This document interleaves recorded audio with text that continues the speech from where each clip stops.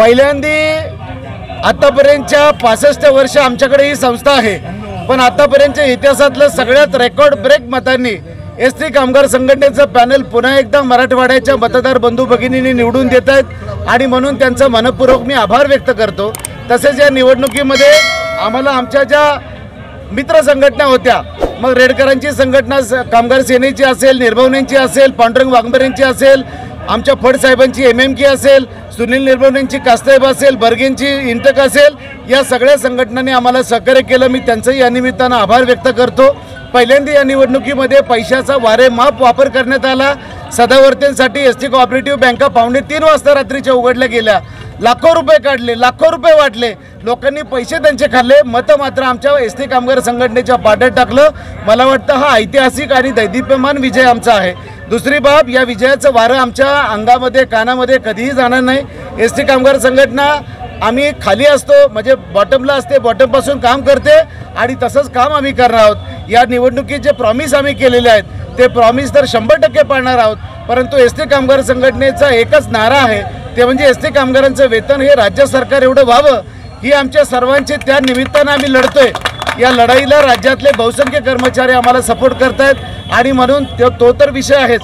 सडके आंब्याचा तुम्ही विषय काढला, खरं तर सदावर्ते, पडळकर, खोत या लोकांचा आणि चळवळीचा कुठलाही संबंध येऊ शकत नाही।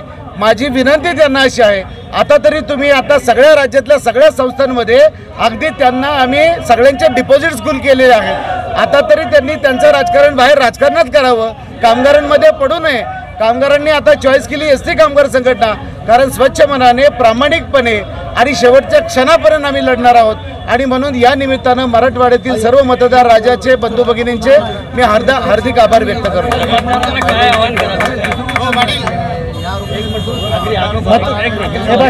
मतदार आहे, ज्या पद्धतीनं तुम्ही प्रेम आणि विश्वास दाखवलाय, या विश्वासाला 100% एसटी कामगार संघटना पात्र राहील। मात्र आता आपण लक्षात घेतलं पाहिजे, आपल्या अन्नामध्ये विष कालवणारे, आपल्या वेतनामध्ये राजकारण करणारी मंडळी आपण दूर ठेवावीत आणि म्हणून इतकंच माझं त्यांना विनंती आहे। मतदान केल्याबद्दल तर मी आभार व्यक्त करतोच, परंतु तुमचं कोणतंही मत वाया जाणार नाही याची ग्वाही मी या निमित्तानं देतो। मराठवाड्याच्या शिष्य संस्थेच्या निवडणुकीमध्ये या भागातील मतदारांनी प्रचंड मतानं एसटी कामगार संघटनेच्या पॅनलला विजय केलं। मतदारांचं मी मनपूर्वक आभार मानतो। या निवडणुकीच्या निमित्तानं आम्ही काही कमिटमेंट दिलेल्या होत्या, त्यापैकी जो महागाई भत्ता राज्य सरकारला 53% आहे आणि एसटी कर्मचाऱ्यांना 46 आहे। परवा 2 दिवसापूर्वीच राज्याचे परिवहन मंत्री तथा महामंडळाचे अध्यक्ष यांना समक्ष भेटलो आणि त्यांनी आता 3 तारखेला बैठक लावून निर्णय घेण्याचं मान्य केलेलं आहे। थोडक्यामध्ये जे जे पतसंस्थाला आम्ही आश्वासन दिलेलं आहे ते पूर्ण करण्याचं काम निश्चित प्रकारे एसटी कामगारांना घडेल म्हणून पुन्हा एकदा आभार मानतो आणि थांबतो।